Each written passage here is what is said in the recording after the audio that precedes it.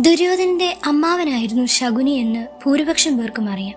അതുപോലെ എല്ലാവരും വിശ്വസിക്കുന്നത് ശകുനി രാജ്യം പിടിച്ചെടുക്കാൻ ദുര്യോധനനെ സഹായിക്കുകയായിരുന്നു എന്നാണ്. യഥാർത്ഥത്തിൽ കുരുവംശത്തോട് പകരം വീട്ടുകയായിരുന്നു ശകുനി. ഭീഷ്മരെ പേടിച്ച് സഹോദരിയായ ഗാന്ധാരിയെ നിർബന്ധപൂർവം അന്ധനായ ധൃതരാഷ്ട്രക്ക് വിവാഹം കഴിച്ചു കൊടുക്കേണ്ടി വന്ന നിസ്സഹായത ഒരു വശത്ത്. അതിനു മുമ്പ് തന്നെ ഭീഷ്മരും പാണ്ഡവും ചേർന്ന് ഗാന്ധാരം ആക്രമിച്ച് തോൽപ്പിക്കുകയും സുബലന്റെ കുടുംബത്തിലുണ്ടായിരുന്ന പുരുഷ പ്രജകളെ എല്ലാം വധിക്കുകയും സുബലനെയും ശകുനിയെയും മറ്റു സഹോദരന്മാരെയും ബന്ധിച്ച് കാരാഗൃഹത്തിലാക്കിയെന്നും പറയുന്നു. ഒരു ദിവസത്തെ ആഹാരമായി അവർക്കാകെ കൊടുത്തിരുന്നത് ഒരു പിടി മലരായിരുന്നു. ബുദ്ധിമാനും അഭിമാനിയുമായിരുന്ന സുബലൻ കുരുവംശത്തോട് പ്രതികാരം ചെയ്യാൻ തീരുമാനിക്കുന്നു.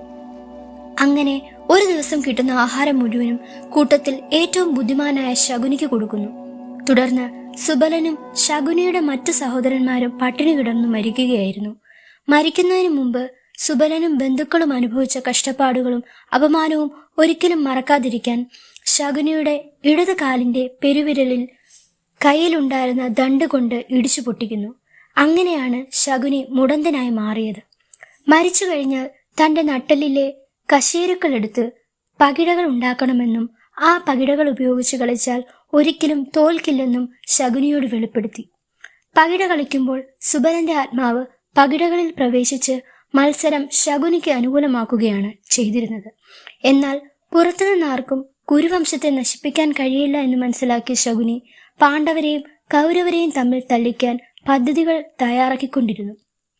ശകുനിയുടെ യഥാർത്ഥ ഉദ്ദേശം പഞ്ചപാണ്ഡവരിൽ സഹദേവനൊഴികെ ആർക്കും അറിയില്ലായിരുന്നു. എന്നാൽ ഒരു ശാപം നിമിത്തം സഹദേവന് ആ സത്യം ആരെയും അറിയിക്കാനും കഴിഞ്ഞില്ല. ഭാരതവർഷത്തിലെ ഏറ്റവും ശക്തമായ ഒരു വംശത്തെ വെറും പകിട മാത്രം ആയുധമാക്കി മുച്ചോട് നശിപ്പിച്ച ശകുനി യഥാർത്ഥത്തിൽ തന്റെ മാതാപിതാക്കൾക്കും സഹോദരന്മാർക്കും നൽകിയ വാക്ക് പാലിക്കുകയായിരുന്നത്രേ.